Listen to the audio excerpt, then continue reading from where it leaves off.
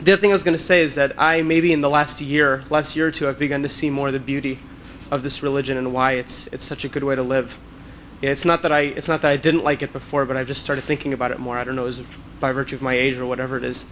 But part of the beauty of this religion is that you can conceive of it in a million different ways, whatever will help you out.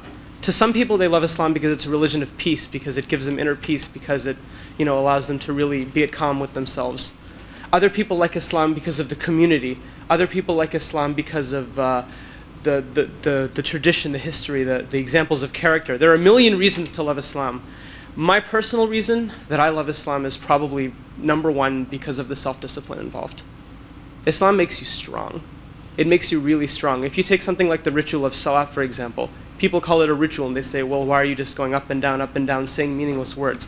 That's not all it is. Yes, it's devotion to God. Yes, it's obedience to God. Yes, it's the gathering of the community for Jummah prayer or any Jummah prayer, but it's more than that. Because if you really concentrate and make salat, it's a very focusing process. You leave the outside world behind, and it's essentially a dialogue almost between you and God. And as such, it focuses you a lot. It makes you very strong. It takes a lot. Like, for 99% of the day, the world revolves around you.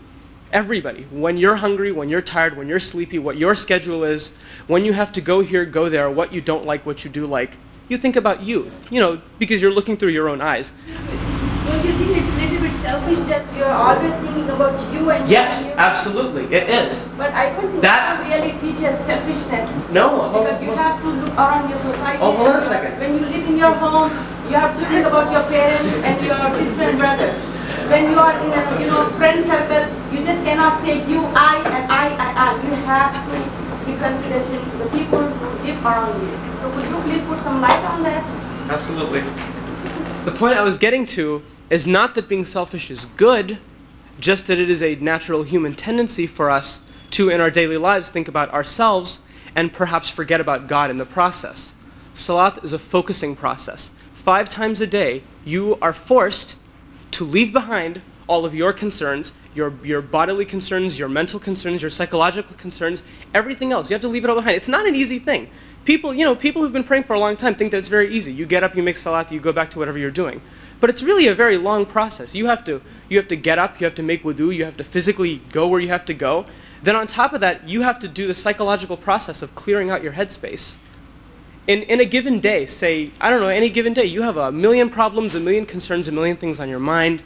I did bad on this test, or my parents are upset with me, or I have a football game tomorrow that you have to be very prepared for. And it's a challenge to clear all of that out of your head. But what it does for you is that it makes you stronger. If you have control over your own mind, then you can control anything. You can very much control what you think, how you think. You won't be said. Temptation isn't even an issue then, if you can do that for yourself. If you can focus yourself to the point where nothing else matters but you and God, then temptation won't even be an issue. For me, as a student, for somebody who lives in America, goes to school in America, is surrounded by non-Muslims for a large part of my life and my day, one of the reasons I love Islam is because it makes me self-disciplined, and it makes me stronger, and it makes me focused, and I can hold my head up high and go anywhere, and there is nobody who can criticize me on any grounds, moral or otherwise, if I live as a good Muslim. And I've gotten a lot of respect from people who would not otherwise understand Islam, simply on virtue of my behavior. And whatever works for you, why-ever you love Islam is a good enough reason to love it, and go with it, and be happy with it, and live Islam. But just remember that it'll always make you a better person. Wow.